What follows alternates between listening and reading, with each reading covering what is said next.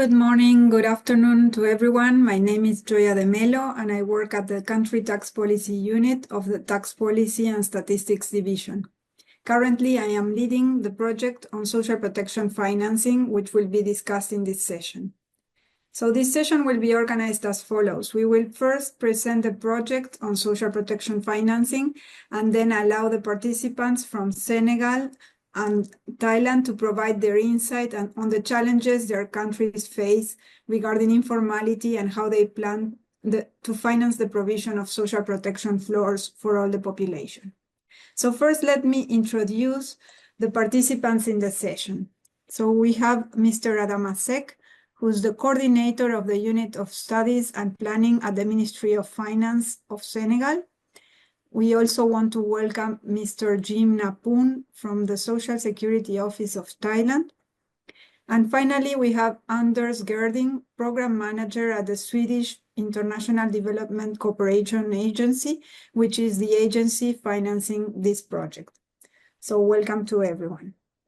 So the objective of the project is to perform an in-depth analysis of the coverage and adequacy of social protection in a given country, and then propose to expand social protection in the short and medium term. Subsequently, we focus on identifying policy options that would contribute to financing the additional spending. So the objective is also to promote, initiate a dialogue around social protection financing among the relevant institutions in the country under study. So as I said, the project is financed by the Swedish International Development Cooperation Agency, and the OECD team is composed from both the Center of Tax Policy and Administration and the OECD Development Center. So we plan to cover 6 developing countries under this project, including Senegal, Thailand, Cameroon, and Costa Rica.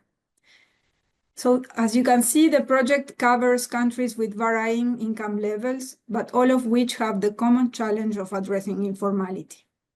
For each country, we will publish a country report and provide trainings on different aspects of the analysis upon demand. We are also willing to publish extra working papers that zoom into specific areas of analysis in the case we are able to get information on tax administrative data, for example, focusing on the personal income tax or a presumptive tax regime that the country might have in place. Okay, so in the presentation, we will provide some examples of the type of assessment that we have carried out for Senegal and Thailand. And also we want to provide some basic indicators regarding these 2 countries that will allow you to better understand the interventions from Adamasek and Jim Napoon when they describe the challenges that their countries, Senegal and Thailand, respectively, face. Okay, so just to start with, informality rates in these countries differ significantly, with Senegal facing a 94% of their population that is informal, while in Thailand, 52% of the population, of the working population, is informal. And that, as a result, social insurance coverage is much higher in Thailand. But also social assistance coverage is more extended in Thailand.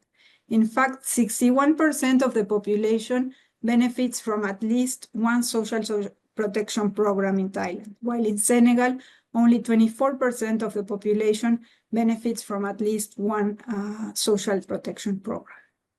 Now, although their informality rates differ significantly, both countries have in common that the majority of informal workers are self-employed. And this poses even more challenges regarding formalization efforts than formalizing, for example, workers, salaried workers. So in both countries, there is a challenge to expand social protection coverage. But this is not only for the poorest, but also for the middle income. Here you can see the access to social protection programs by quintiles of the income distribution. So, and in the blue bars represent social assistance, while the gray bars represent social insurance. So for the first quintile of the distribution in Thailand, you see that around 50% of individuals benefit from at least one social assistance program, while around 10% of these individuals benefit from at least one social insurance program. So that means that at least 40% of individuals in the first quintile remain uncovered. And this also holds for individuals in the middle of the distribution. For example, when we look at the third quintile of the distribution. So this is sometimes called as the missing middle, which suggests that in many countries, informal workers, also those with contributing capacity, remain uncovered from social protection. And this is a challenge to address. Okay, so on the side of what the Development Center does in this project, what we do in general is we first focus on identifying social protection spending priorities in terms of the expansion of coverage and benefit adequacy, and then perform micro simulations that quantify the costs of these measures in the short and medium term. And then we begin to explore the tax policy measures that help increase both general tax revenues and revenues from social security contributions. So general tax revenues are keys as they finance social assistance, which is a core aspect of social protection in emerging countries where there is high informality. But general tax revenues are also important to finance the deficit of contributory schemes that in general suffer from high deficits. So to start with, we assess the tax to GDP ratio and the tax mix of a country. We benchmark this tax to GDP ratio with peers, and we analyze the evolution over time. This graph shows the tax to GDP ratios of Senegal and Thailand compared to regional averages and income groups. We also analyze the tax buoyancy of different types of taxes, meaning how taxes revenues grow relative to the GDP growth. And overall, we analyze the whole tax system, including reforming VAT, corporate income tax, and personal income tax expenditures. We also explore options for strengthening environmental and health taxation, and also reforming fossil fuel subsidies and even capital income taxation. So it's about domestic resource mobilization that can help finance social protection, but also could help finance other spending needs. Okay, so next we provide also with country-specific recommendations on how to strengthen formalization. We analyze the tax burden on labor and identify whether there are disincentives to formalization and whether there is scope for increasing revenues from social security contribution.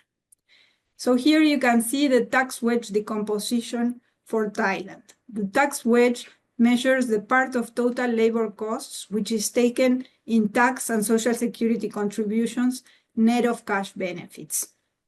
This indicator can be calculated for different household configurations.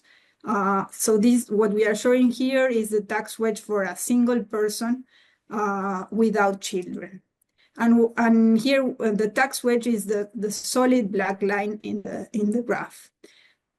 So what you can see is that this tax wedge is decreasing across income, especially between 87% of the average wage and 250% of the average wage. And why is this so? Because in Thailand, the social security contribution ceiling is very low, and that ends up benefiting high income earners. Okay, so we model this tax wedge for the current scenario, but we also provide alternative reform scenarios.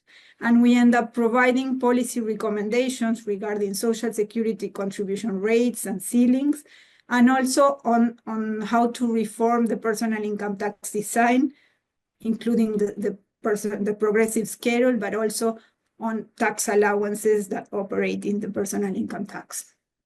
So the main focus is on mobilizing tax revenues, but also, and very importantly, on reducing disincentives to formalization. And also, whenever possible, enhancing the progressivity of the tax, of the whole tax system, but especially of the personal income tax. We also analyze the design of the presumptive tax regime in the case this exists in the country, or if not, we would recommend to introduce a presumptive tax regime, which is a simplified tax regime that can help incentivize formalization of the self-employed and also of the workers employed in microenterprises. So the focus here is on designing a simplified tax regime, but that can also increase coverage from social insurance. The target group are microenterprises and self-employed with gross income. In general, the registration threshold is the same as the VAT threshold. And as I said, the aim is to also simplify compliance. So in general, there is a single tax or monotax that encompasses social security contributions, income, and VAT. One important aspect, for example, in the case of Thailand, is that the social insurance benefits that this regime should be more attractive than the non-contributory benefits that individuals can access to if they stay informal, so that this becomes attractive. Okay, so the aim was now to provide a general idea of the type of assessment that we do. Just to recap, on the tax side, we look at options for domestic resource mobilization. Then we focus on how to strengthen formalization, looking at how wages are taxed, and also how to formalize the self-employed. So if there is any person that is interested, that you believe that your country would be interested in conducting this assessment, please do not hesitate to contact us. Below you can see our email addresses, and I'll give the floor now to Antoine, that he will be interviewing Adama, Jim, and Anders. Thank you very much. Antoine, the floor is yours. Thank you, Joya. Good afternoon, morning, evening to everyone. Dear Adama and dear Jim, dear colleagues from Senegal and Thailand, thank you for being here with us today to elaborate a bit further on the issues Joya just introduced. Over a few questions we have for you. So first question for both of you is about the challenges and barriers to formalization of workers and businesses in your respective country. And the follow-up question is, in your opinion, what should your country do to further develop and support formalization of those workers and businesses? So maybe let's start with you, Jim, for Thailand in English, and then let's switch with Adama for Senegal in French. Jim, please. Yes. Hello, Anton. Hello, everyone. So, thank you for the OECD assessment. I think it's very useful for Thailand to understand, also the picture of how we need to collect more tax from Social Security, and that starts with formalization. So we do have a lot of challenges for formalization. So, for example, now we have about 40 million workers, but only 12 million of them are in the mandatory contributory social security schemes. And this number has been increasing very slowly. So over the past 10 years, it's only increased by about 10 to 20%. And mainly the first thing we have is the legal barrier. For example, we have a lot of exemptions to exclude domestic workers, agriculture workers who have employers, workers in fishery, for example. A lot of people who sell on food stalls and they move from place to place, they have employers, but it's very hard to track them down. So we have these exemptions in the law 30 years ago that haven't been removed, and this is why it's hard to extend coverage. So we look at how to extend these numbers.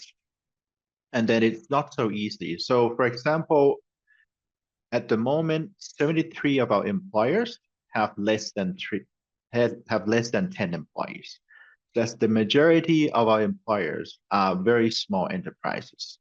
And these 73% of employers only covered total of 11% of members. On the opposite side, we have only 3% of employers who are very big corporations that covers 60% of our 12 million workers. And these numbers, we see that it's here we cover well, but we cannot really extend further because there's not much we can do. So the gap is where on these SMEs, how do we get more people to, or more employers to collaborate with the government?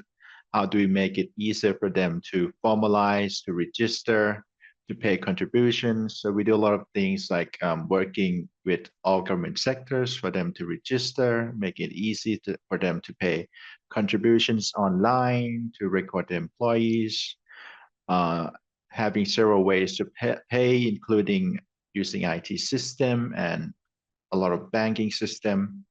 But first thing before any of these systems is to actually get employers and employees to be aware that there is social security and that they want to contribute, because there are a lot of avoidance, right? Many small businesses, we cannot, very difficult to track them down. We can try to use data to track them down using tax system or incentives for them to become in the formal sector and gain several benefits from the government. But for them to register with Social Security, the most important thing for them is to have trust of Social Security system. Do employers want to contribute so that employees can gain benefits? Are they even aware that Social Security benefits are good for companies because then they benefit workers and then they benefit these small business when people have social protection? Are they even aware that these costs that employers have to pay are actually good investment that, provide returns, not just costs that make the SMEs suffer, right? So there need to be way also to help SMEs who cannot afford to pay contributions when they're starting out or when they in a poor economic downturn, where we have laws like reducing contribution rate, but they don't really focus on SME. So this is such a starting point. And I think it's clear from the numbers we show, like 16.7% tax to GDP ratio is relatively low. So, and Social Security contributions are a big part of that we collect from both workers and employers. And really increasing Social Security coverage will help us to have more contributions to help pay for the benefits, because without Social Security, we see that non-contributory benefits are not adequate, especially the monetary ones. And there's just no budget left to provide further Social Security benefits without compromising financial sustainability. So really, we have to tackle this problem of formalization, and it doesn't take just Social Security to do this alone, but also the whole government to look at how to make it easy and cheap for especially SMEs, and how to create public trust for them to understand that Social Security contributions are worthwhile. Thank you, Jim. Même question pour vous, Adama, donc sur les Same défis question et les for you, obstacles à la Adama, the formalisation challenges des and travailleurs obstacles et to des entreprises formalizing workers au and Sénégal, et companies sur in les mesures Senegal, pertinentes pour, and any relevant développer measures as graduellement la well to formalisation. gradually develop formalization. Merci beaucoup. Yes, thank you. Merci beaucoup, Antoine. Thank you, Antoine.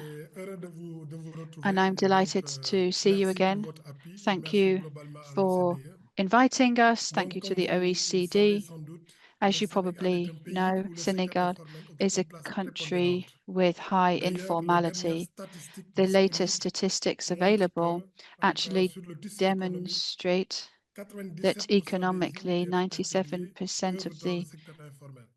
of the companies registered are informal. Therefore, you can see that these units are very fragile, with a very precarious life, and poverty indexes also show that these people are even more vulnerable. The state of Senegal has put in place some initiatives. We can already say that we are creating awareness campaigns for the informal sector to record their businesses with approved management systems to better understand their accounting as well. That's the first measure that was taken towards this end. Now, there are some facilities put in place by the state, because with this new scheme, which is there to help Senegal develop, we have put in place a industrialization policy based on grouping together fixed costs, so that the companies who can benefit from that need to be formalized. So there are quite a few initiatives underway. They have been supported by the study that we have just conducted as well, with OECD support, which demonstrates different areas where we can help the informal sector to formalize. So we want to try to include a social protection for companies that are subject to this kind of tax, to encourage them to formalize. That is an incentive that is underway right now.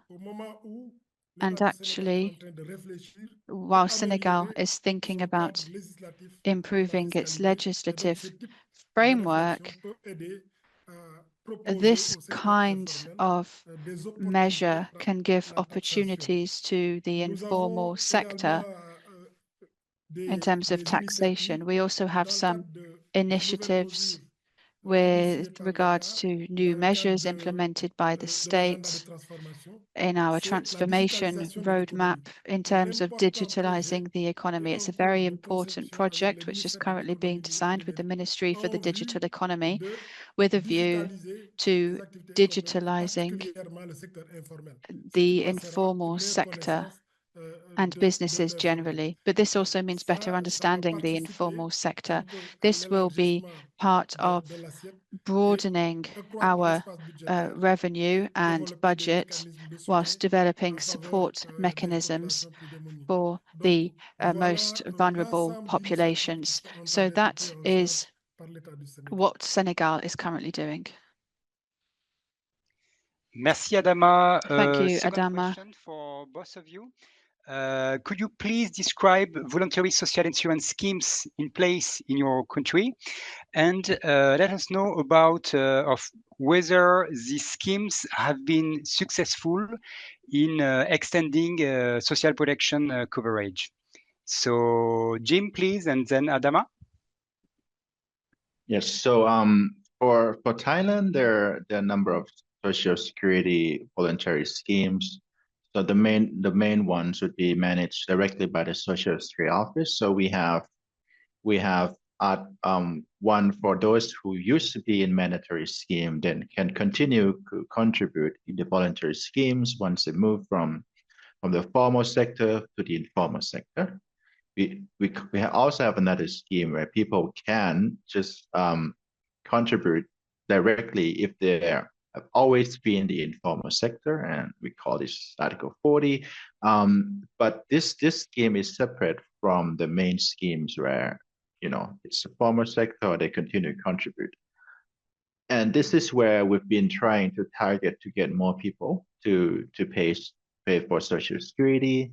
The contribution rate, well, not rate, but the amount that we collect are quite low. So it's about, most people pay about 100 baht or $3 a month.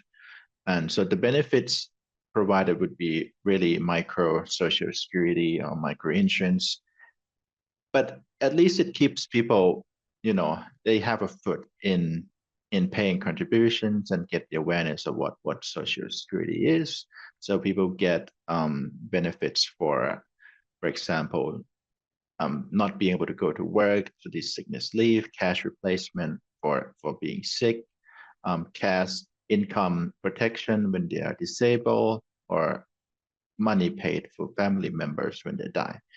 And then we used to pay pension also with these schemes at high contribution rates, but they were moved. So pensions were moved out of Social Security and is now managed by Ministry of Finance, where they create another social insurance scheme that is for pensions called the National Savings Fund. So people pay contributions to National Savings Fund, and it's basically a defined contribution scheme where they pay contributions, government top up part of the contribution, and then the total amount would be converted to pensions in their retirement. So these are the two main contributory schemes that people pay contributions to and get benefits when they retire. So the split that happened about 10 years ago didn't really make things easier for the population, I think, because now they have to pay contributions to two separate identities. The costs of administrations are higher, and then we have arguably lower numbers of total social security benefits. So instead, I think if the packages are linked, but even if managed by two different organizations, if somehow they could be sold together or bundled together, or one office could sell the product, and then you move the money to the other office. For example, Social Security could collect the contributions, sell the benefits together with pensions, and then transfer the pension allocation of the contribution to the National Savings Fund. That would make it easier for people to contribute and have more comprehensive coverage or comprehensive benefits. Another one that I didn't mention, it's not really social insurance, but it's really making contributory schemes more difficult, is that we have the universal health coverage. And this came after Social Security. So about 35 years ago, Social Security started for Thailand. We also had healthcare scheme. So people who contributed to mandatory Social Security scheme or continue to contribute voluntarily would have healthcare coverage. But of course, the number of coverage is low. So the government created universal health coverage. And now it's catching up with the main benefits. So people who don't contribute and get this free universal non-contributory scheme for health coverage would then have similar benefits for those who pay contributions to Social Security, which make extending Social Security coverage more difficult, because then they say, why would I want to pay benefits? Why would I want to pay contributions if I get healthcare benefits for free? Or we can't really do voluntary coverage for healthcare benefits. So in a way, this makes it hard for coverage to be extended. And we also have budgetary concern now on the universal healthcare scheme. So we have to look together on how to reform the healthcare system, making it part of the universal healthcare scheme, but also what kind of top-up benefits that could remain with the contributory scheme. Thank you, Jim. Adama, même question, donc sur les régimes d'assurance sociale. Same question, Adama, regarding voluntary social insurance schemes. What there is in Senegal, their potential efficiency or their limitations, briefly, please. Merci beaucoup, Antoine. Thank you very much, Antoine.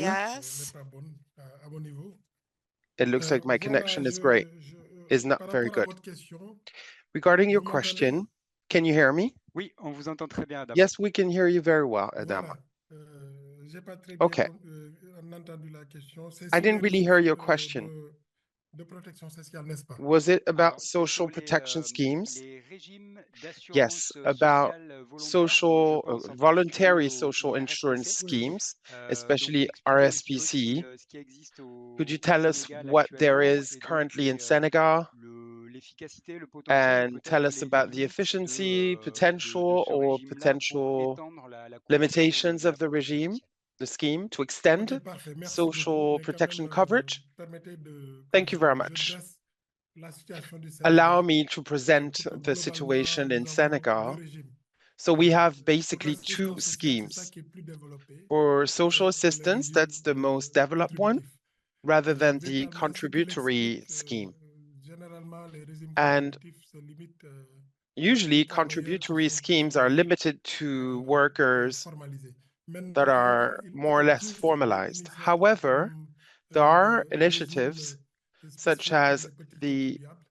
Là, véritablement, c'est à specific l'état for de regime or scheme c'est for pas très small développé. Pour taxpayers, l'instant, nous which is not avons very des secteurs developed yet. pilotes comme le secteur de For now, we l'artisanat, have où pilot ce régime-là industries such as craft en train d'être testé. work Et industry, where véritablement, we're testing l'idée this qui system. est attendue, And c'est avec the ce idea test-là, behind that, essayer pour after les this résultats test, concluants de whether if d'embarquer the ce type de results are dispositif convincing, then we should dans la extend this type contribution of globale scheme unique afin to de single capitaliser et permettre general à ce que contribution, véritablement to extend it. dans ce que les sommes forfaitaires qui sont payées par ces unités-là puissent And en tout in cas that avoir case, une presumptive part qui devrait les servir et contributions couvrir en cas could cover for these de people. besoin.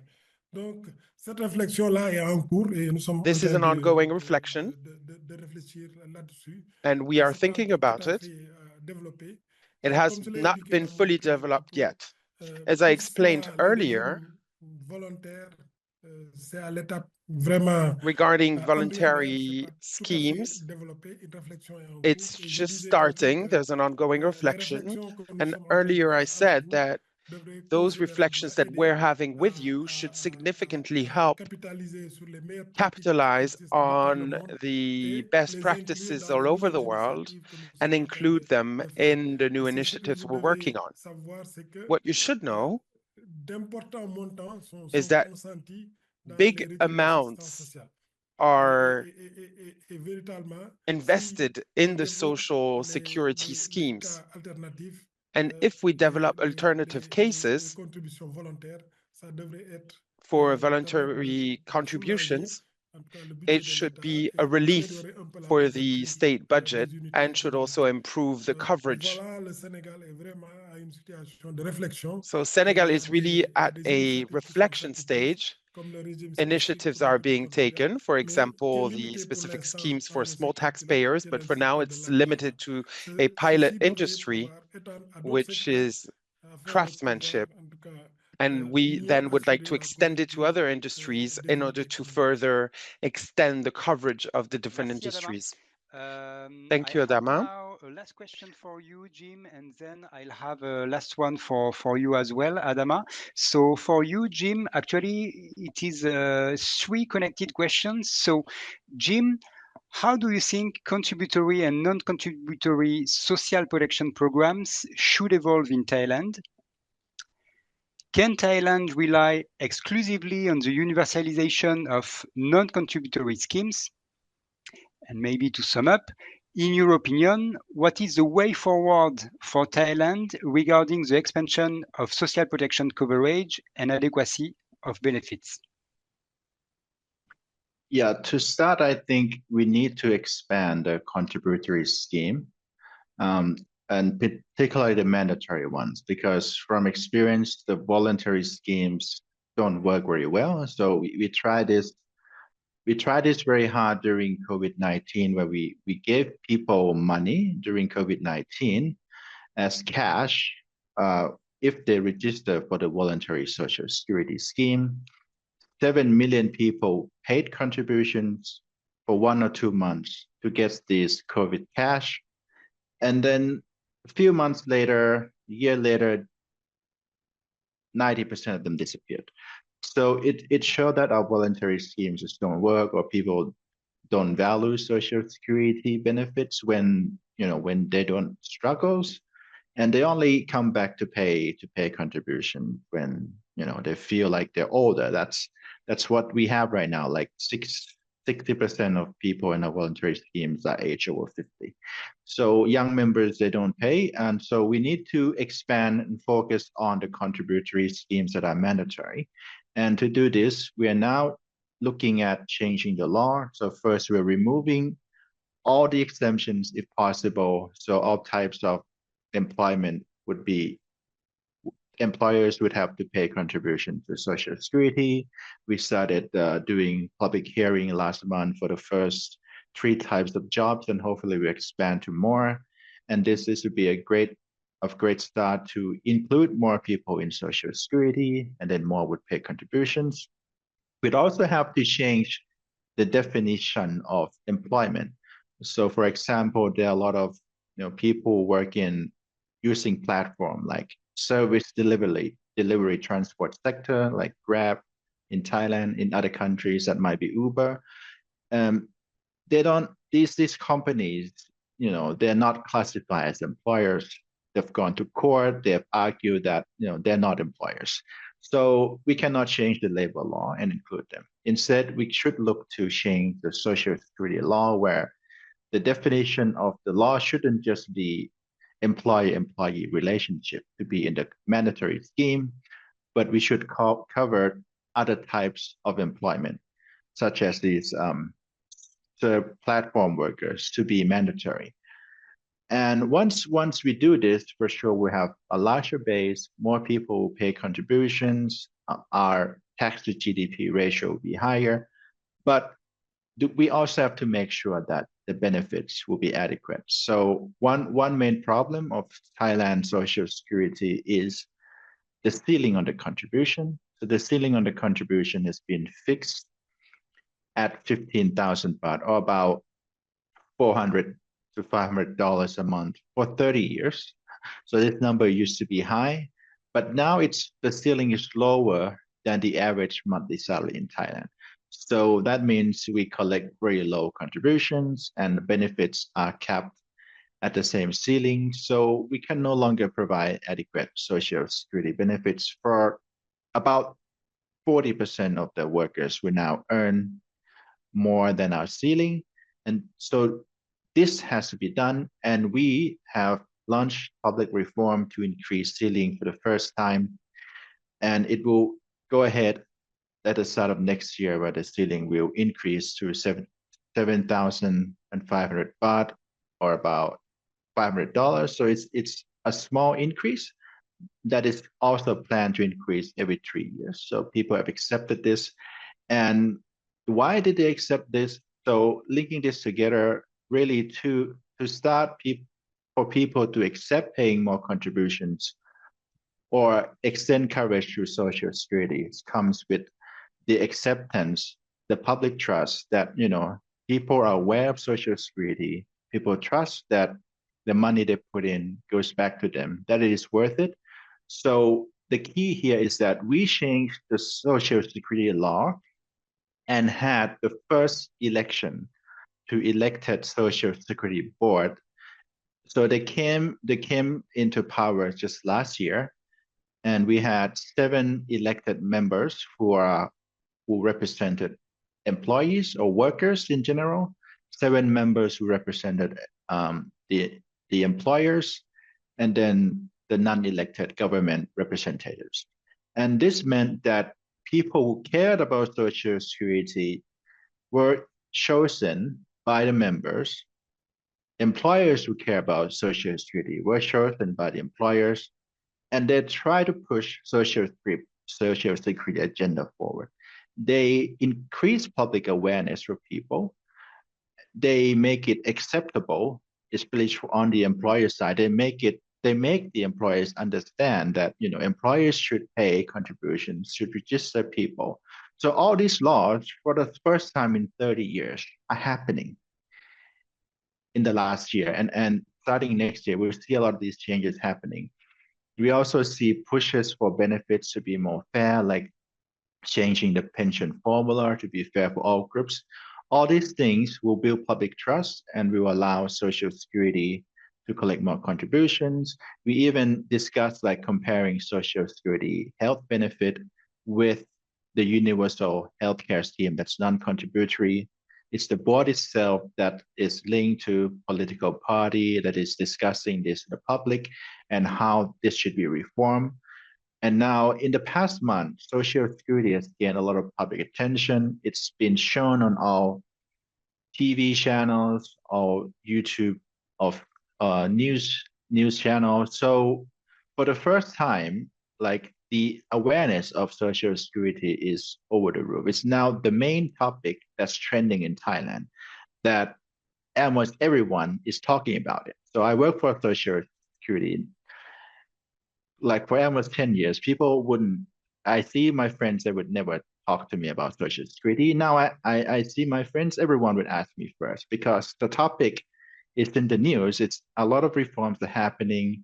People, it started with complaints of what needs to be changed. And now people are aware that Social Security is important. Reforms need to be made. They haven't trusted Social Security in the past, but now they accept that what needs to be done. They listen to politicians, they listen to the board, become in power and represent them.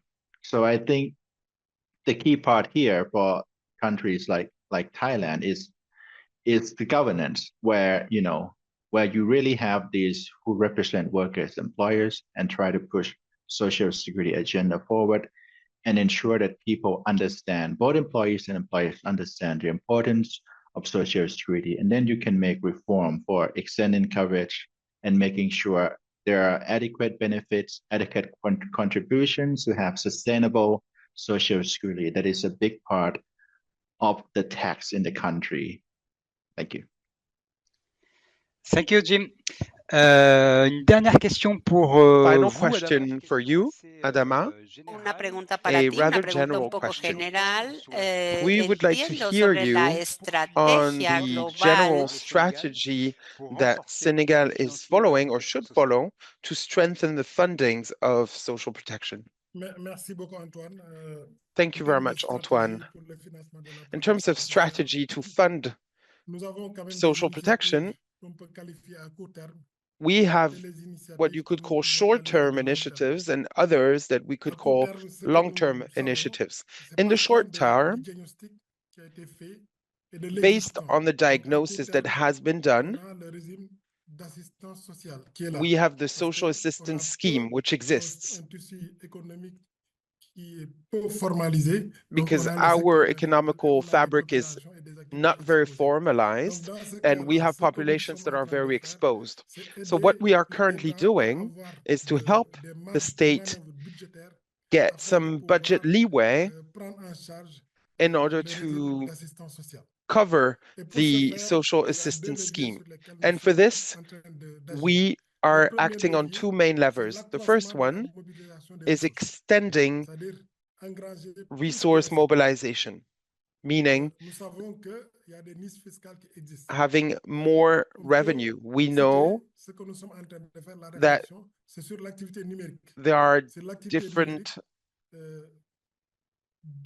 tax niche, for example, digital activities, and the current law cannot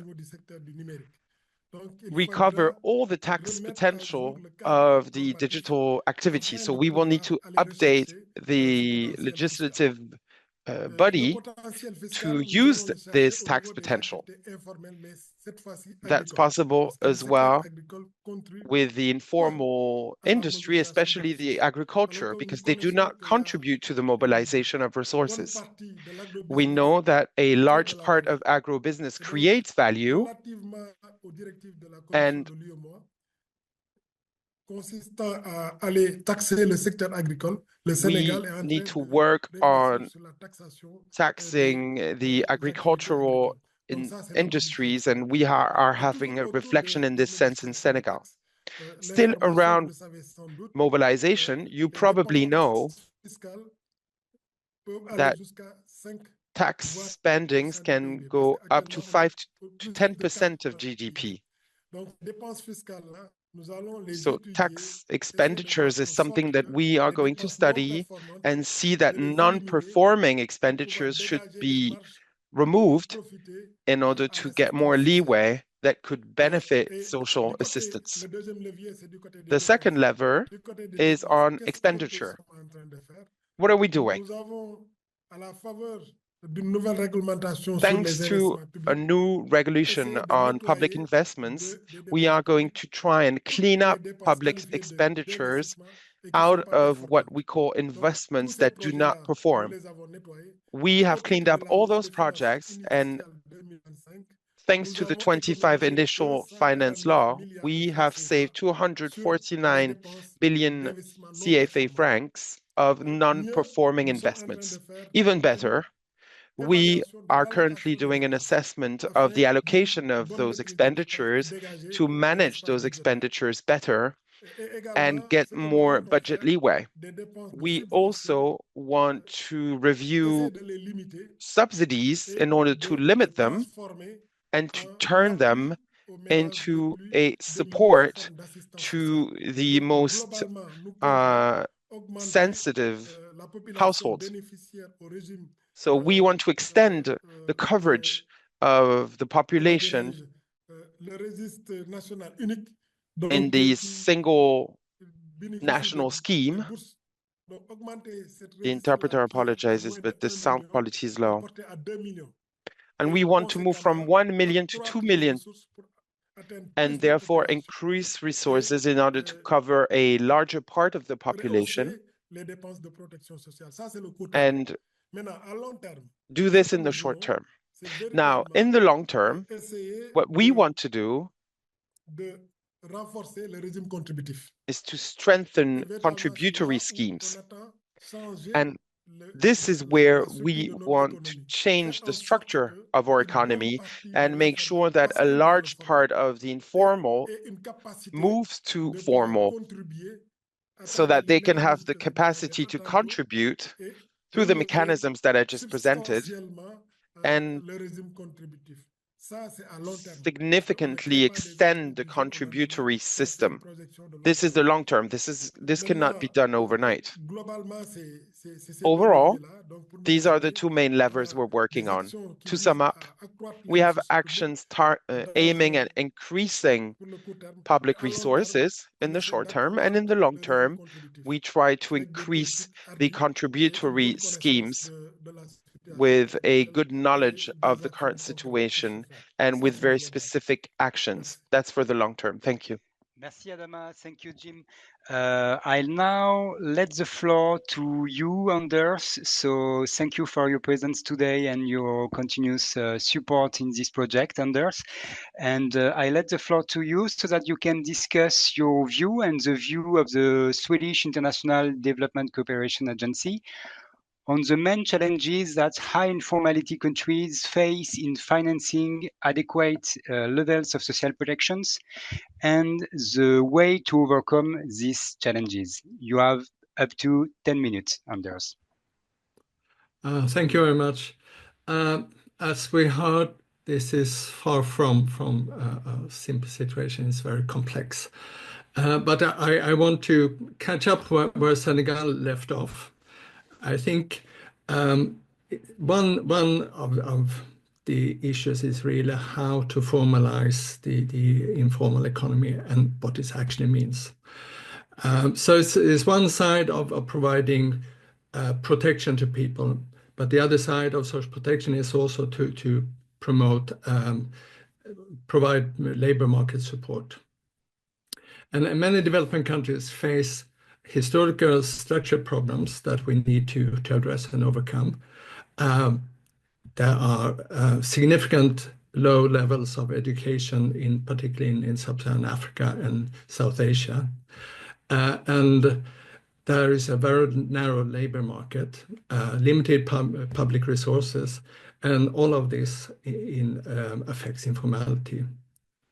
As we see from the case of Senegal, informality could be up to 80–90% and above.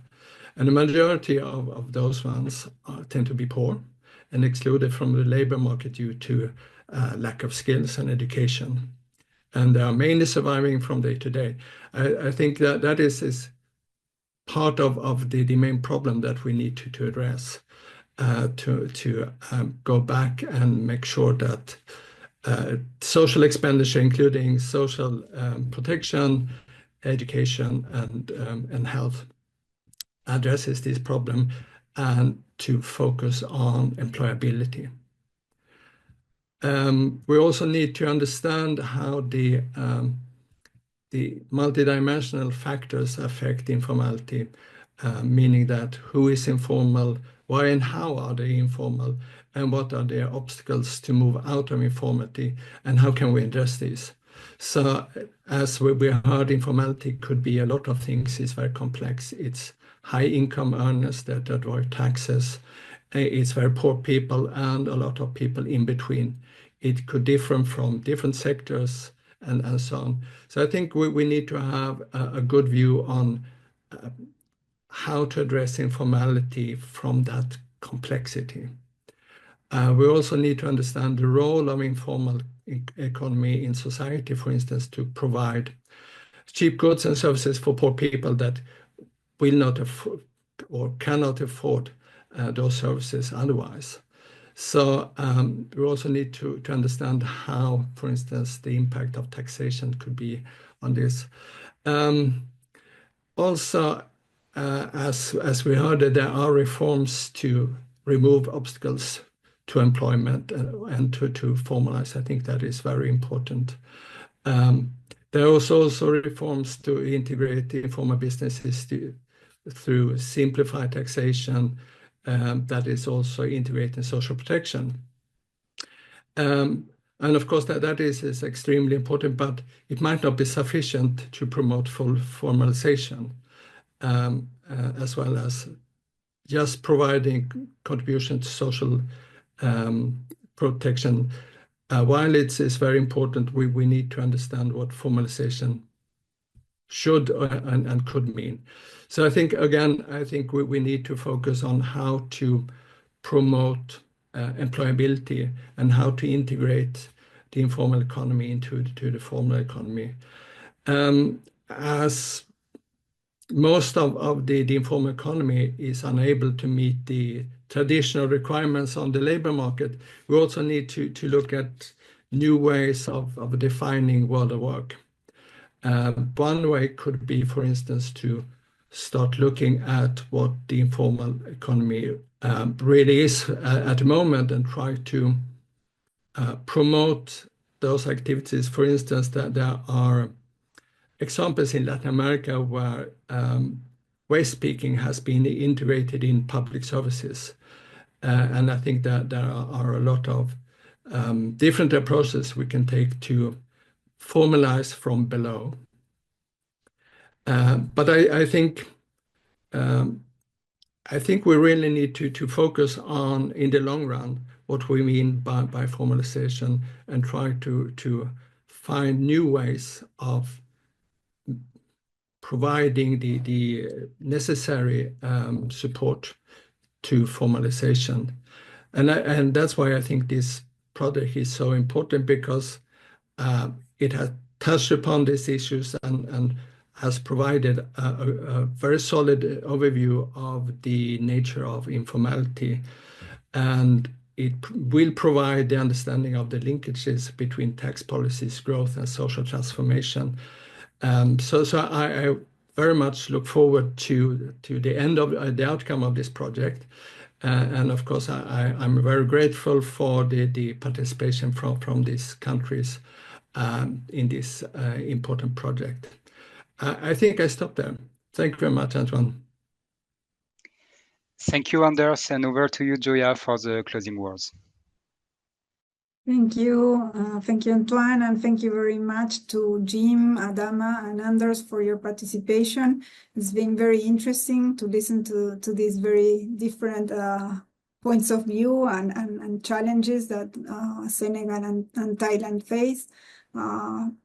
Senegal facing like a very, very high informality, where the non-contributory schemes need to be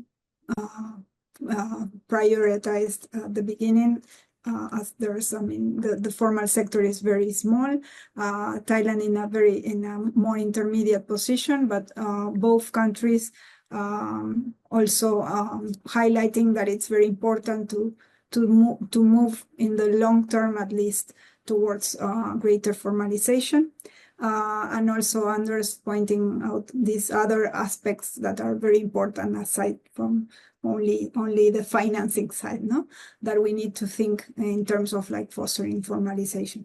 So I just want to thank you all for participating, and please do not hesitate to contact us should you be interested in a project of the type for your country.